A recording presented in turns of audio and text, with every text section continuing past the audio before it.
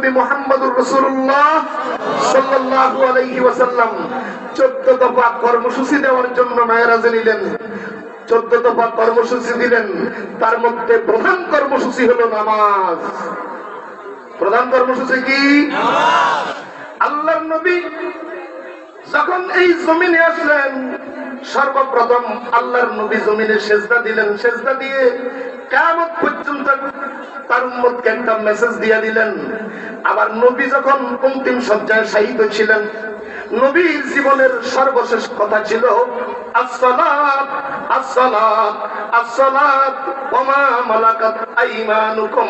নামাজ নামাজ নামাজ, তোমাদের অধীনস্থদের ব্যাপারে তোমরা সতর্ক থাকো। প্রিয় ভাইরা, নামাজ ব্যতীত কোনো ব্যক্তি মুসলমান থাকে না।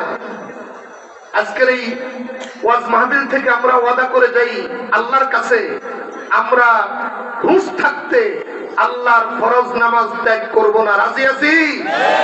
কারা কারা নামাজ পড়বো আল্লাহকে দেখাই। রব্বুল আলামিন আমাদের সকলকে নামাজি হিসাবে কবুল করো। আলোচনা